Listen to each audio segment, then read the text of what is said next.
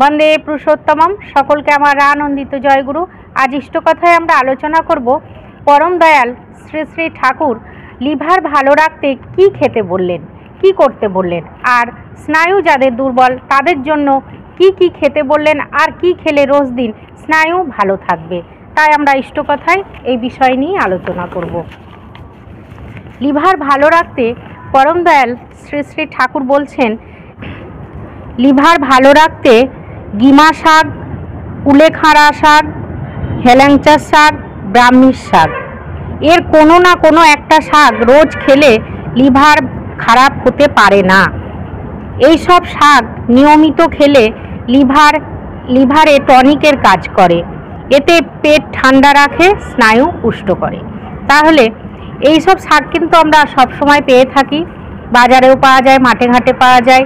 এইসব শাক যদি আমরা যে কোনো একটি শাক যদি আমরা রোজ দিন খাই, তাহলে আমাদের লিভার ভালো থাকবে, তার পুষ্ট হবে। আর স্নায়ু যাদের দুর্বল তাদের জন্য কি বলছেন, একটি মা ঠাকুরকে এসে বলছেন, ঠাকুর আমার মেয়েটির স্নায়ু দুর্বল। শ্রী শ্রী ঠাকুর তখন বলছেন যে তেঁতুলের বীজের শাঁসের হালুয়া খাওয়ালেই হয়, এমন খাওয়া লাগবে যা হজম হয়, হজম না হলে কিছুই সহ্য করবে না। কলা খাস না? উক্ত মা তখন বলছেন হ্যাঁ। বলছে মধু খাস না? মাটি তখন বলছেন হ্যাঁ। শ্রী শ্রী ঠাকুর তখন বলছেন যে তোমাদের গোষ্ঠী শুদ্ধ মধু খাওয়া লাগে, সবারই স্নায়ু দুর্বল, লক্ষ্য রাখবি কারোর যেন পেট গরম না হয়, খাওয়াটা যেন উত্তেজক না হয়, অথচ পুষ্টিপদ হয়। রোজ কোনো না কোনো প্রকার তিতো খাবে।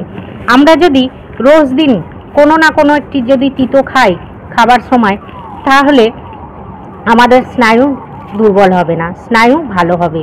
আর এই যে বলছেন যে মধু খেতে, কলা খেতে, যাদের যেমন সহ্য হবে তারা তেমন খাওয়া লাগবে। আজ ইষ্টকথায় আমরা খুব সুন্দর দুটি বিষয় আমরা জেনে নিলাম। লিভার ভালো রাখতে কি কি শাক খেতে হবে, আর স্নায়ু দুর্বল যাদের তাদের কি কি খাওয়া লাগবে, আর কি রোজ দিন খেতে হবে। আপনারা সবাই ভালো থাকবেন, সুস্থ থাকবেন, পরম দয়ালকে নিয়ে আনন্দে থাকবেন। জয় গুরু। বন্দে পুরুষোত্তম।